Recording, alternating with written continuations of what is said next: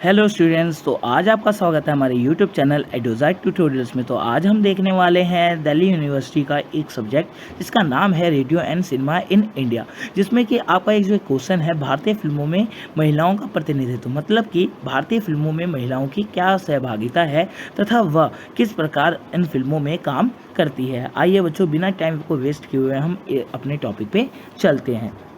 यहाँ पर जो आपका क्वेश्चन है ये पूछा जाता है कि भारतीय फिल्मों में महिलाओं का प्रतिनिधित्व का क्या उद्देश्य था, मतलब कि महिलाएं किस प्रकार से भारतीय फिल्मों में काम करती रहीं। तो आपको पता है कि जैसे कि जो भारत देश है हमारा, यहाँ पर जो पुरुषों का दबदबा बहुत ही अधिक है, इसलिए फिल्मों में भी कहीं ना कहीं यही दबदबा हमें देखने को मिलता है। आइए स्टार्ट करते हैं।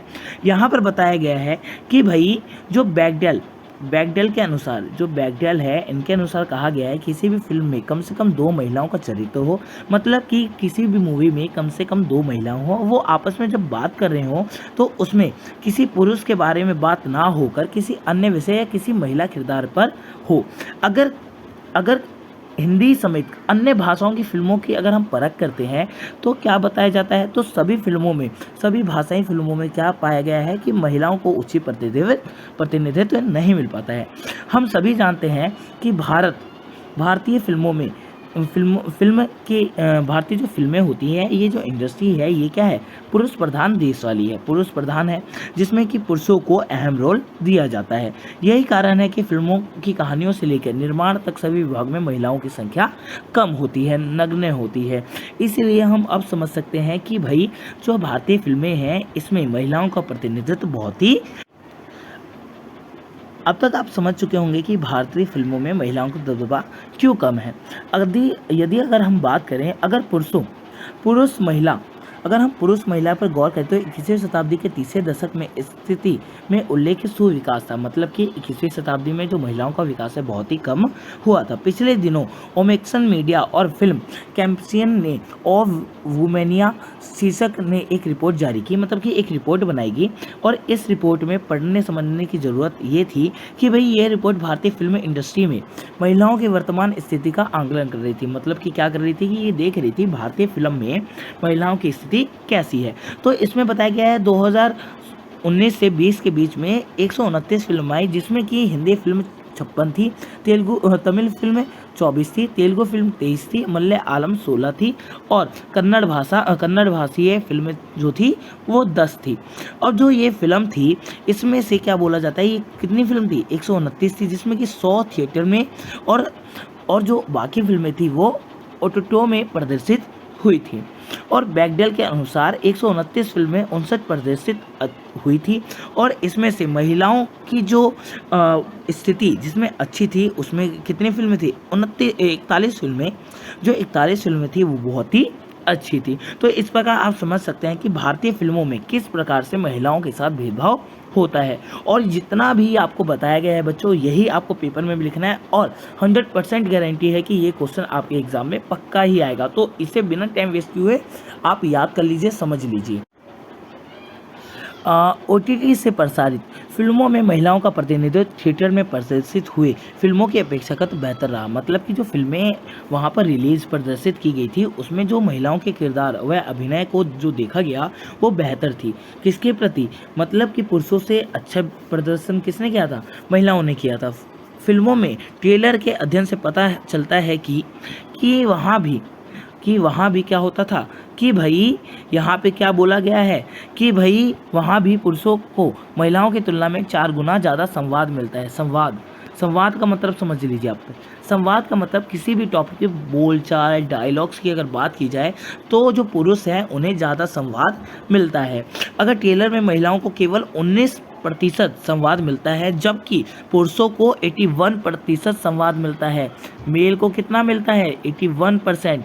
एंड वहीं पर अगर हम देखें महिलाओं को तो 19% उन्हें क्या मिलता है, संवाद मिलता है। इससे समझ चुके होंगे कि भारतीय फिल्मों में महिलाओं के साथ कितना भेदभाव व एक असमानताओं को वहाँ पर उत्पन्न किया गया है। अगर सभी भाषाओं को मिलाकर केवल 10 फिल्में ऐसी हैं जिनमें महिलाओं के संवाद को 100 मतलब कि संवाद का प्रतिशत ज़्यादा है, मतलब कि वहाँ पर जो संवाद, जो बोलचाल, डायलॉग्स हैं वो महिलाओं में ज़्यादा है। जैसे कि हिंदी फिल्म है थप्पड़ हो गई, छपाक हो गई, जजमेंटल हो गई, मणिका हो गई, गिल्टी हो गई, मर्दानी, शकुंतला देवी।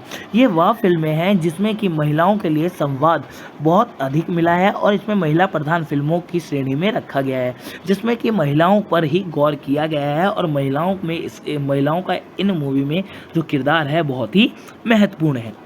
इसके बाद हिंदी फिल्मों में अनेक कलाकार व निर्देशक यह बताते मिल जाते हैं कि पिछले दशकों की तुलना में अब फिल्मों के सेट पे महिलाओं की मौजूदगी ज़्यादा रहती है, मतलब कि पहले से ज़्यादा महिलाओं की यहाँ पर क्या उपस्थिति बहुत ही ज़्यादा है।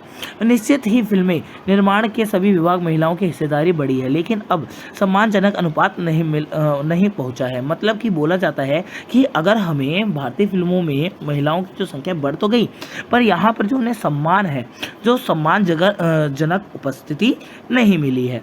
तो यहीं पर तपसी पन्नू आप सभी जानते होंगे। तपसी पन्नू अपनी पिछली 2 फिल्म का उदाहरण देते हुए बताया है कि रसीम रॉकेट में सेट में महिलाओं का जो उपस्थिति का परसेंटेज था कितना था 50%, मतलब कि 50% वहाँ पर महिलाएं थी और वह खुश थी कि भाई अब क्या हो रहा था कि भारतीय फिल्मों में महिलाओं की स्थिति बदल रही है। वह खुश थी कि तब्दीली आ रही है, मतलब कि बदलाव आ रहा है। नर्मदीन दूसरी फिल्म लपेटा में उन्होंने पाया कि महिलाओं की जो संख्या कितनी है 10% नहीं है, मतलब कि जो दूसरी फिल्म है वहाँ पे क्या 10% से भी कम स्त्रियां व महिलाओं का अनुदान है।